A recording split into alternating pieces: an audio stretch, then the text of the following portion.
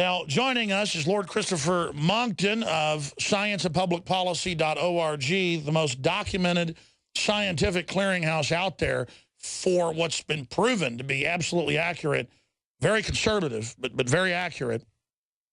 This is much worse than he's even saying, but what he puts is so well documented as conservative about the Earth's been cooling for the last 6-7 years. The warming stopped 17, 18 years ago. They're fixing the documents and the research around it, the buoys, the Weather Service info through the universities to cover that up. He helped get the document at Copenhagen 5 years ago that blew it wide open, that it was a world tax that helped stop it. He released that. He spearheaded. And I'm not building him up. It's just you need to know you can be effective as well. The best news site overall is Climate Depot with Mark Moreno. And, of course, DrudgeReport.com and Infowars.com are always carrying their news on a weekly basis. But I wanted to get Lord Monkton on last week. I said, please get him on as soon as you can, when there was just a flotilla of new ClimateGate cover-up information and new statements about let's arrest anybody that doesn't agree that climate change is real and doesn't want to pay carbon taxes. And let's fire professors, or let's remove them. I mean, it's the U.S. and England. It's the new McCarthyism. So I want to cover all the latest authoritarianism by the kleptocratic, self-anointed priesthood of the French Revolution-style Jacobins. I mean, I liken them to them because that's where the modern Illuminati, if you study history, and then the communist movement came out of France and England. This is on record mainline textbooks. Just people hear the term Illuminati, don't even know George Washington wrote letters saying how dangerous it was trying to take over Masonry. You can read his letters, the National Archive, online. And so what we face is a group of just control freak criminals that wanted to overthrow the existing order that certainly had some problems, and that got well-meaning liberals in the Thomas Jefferson vein in France and in the U.S. and England to go along with them. So I'm going back to the original progenitors of this degeneracy. They are not liberals. They coaxed many real liberals and true progressives who wanted to progress scientifically, the Enlightenment and the Renaissance. They wanted to hijack that and create a 9-day work week, a living hell, no more families. Everything you see them build, the nightmare North Koreas, the nightmare Soviet Unions, is a Jacobin hallucination. Now, I know Lord Monkton's a historian and inventor, Margaret Thatcher's top advisor and a member of her cabinet. I know he studied history, so I know he will probably agree with what I just said and then augment it. But these are the little-known facts. And the reason I'm starting this interview right now with the source of this communist disease is so that people understand communism is only a 150-year-old Karl Marx, Engels manifestation of the Jacobins. We'll see if he agrees with me. I would imagine he does because it's history. And then I want to look at their latest criminal activities and their attempt to shut us down. And then the state of the war against human resources and the war on humanity. We're winning the info war, but the enemy has seized all the major institutions. So how do we fight them effectively? Lord Monkton, thank you so much for joining us. Where do you think this evil generates from historically, politically, and do you agree with my analysis going back to the root of it in the last 210 years? I'm going to go back further than that to early imperial China, Alex, because that was the place where they first began philosophically meditating upon the fundamental divide in politics, which is between, on the one hand, the totalitarians, as we would call them now. They called them in those days the legalists. And on the other, the libertarians, that's what we would call them now, and they called them the Confucians. And so the debate between the legalists and the Confucians has gone on really throughout the history of global government, going all the way back to imperial China, where we're going back thousands of years. And that is and will always be the fundamental divide between those who wish to control everything from the center and those who, like you and me, Alex, reckon that we can trust the people to decide for themselves how their government should be shaped and how it should run. And that's why we support the US Constitution. And we don't support the attempts to undermine it and circumvent it by your current president and his cabinet. And on the question of the climate, which is just the latest manifestation of the totalitarian or legalist faction, they have decided to do something which, as far as I can tell, looking back through history, is unique. They've decided, and I think it's a strategic mistake on the part of the totalitarian left.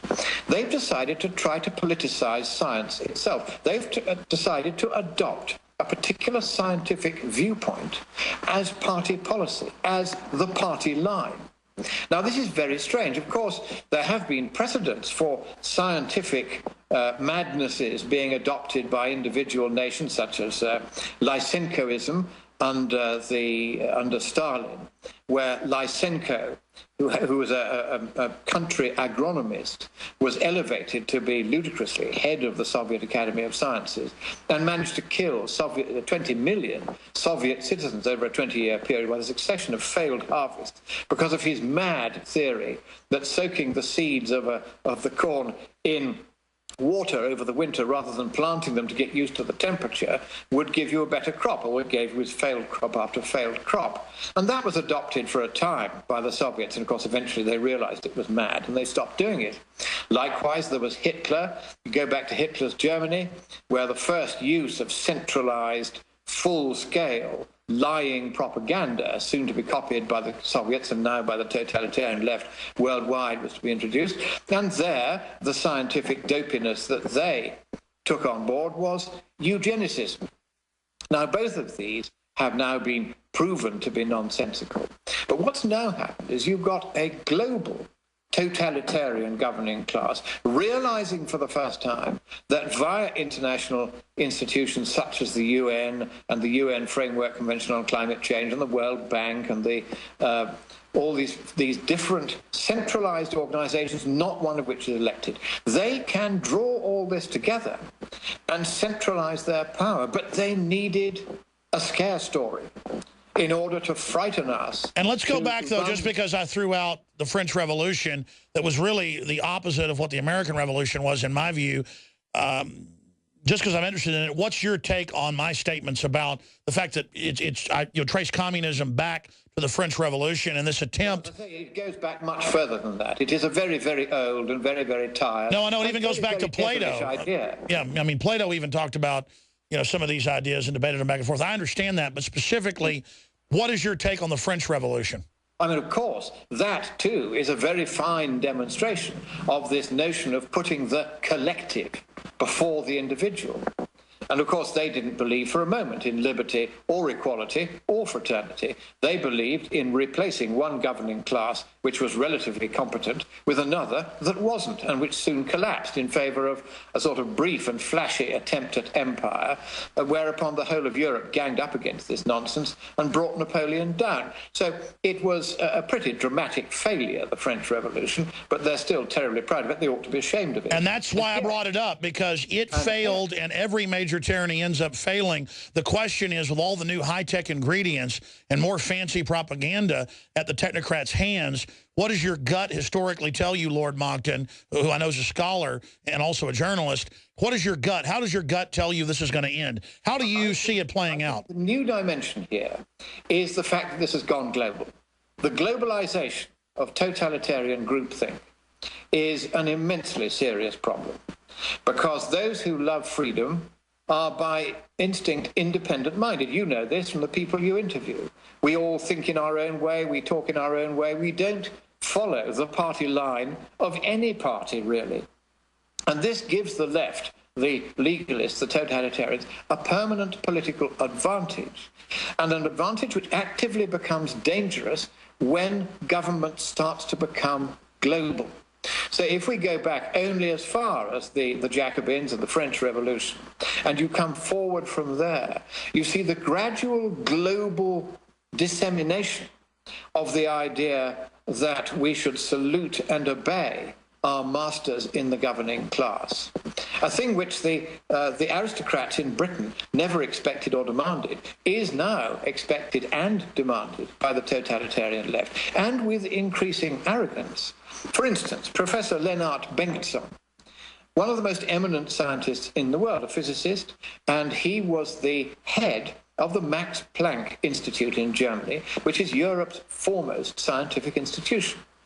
And not so long ago, having safely retired, because he couldn't have dared to do this before he retired in the new and intolerant and unacademically free scientific world, he decided to join the policy of my good friend Nigel Lawson's Global Warming Policy Foundation, which is a think tank in the United Kingdom, the only one devoted to giving people the other side of the story, first on the economics and now also increasingly on the science. And of course, it was an enormous coup for the Global Warming Policy Foundation to have persuaded somebody as eminent as Professor Monkton to join the academic advisory board of the Global Warming Policy Foundation. So he joined it, but within 10 days, he had resigned again.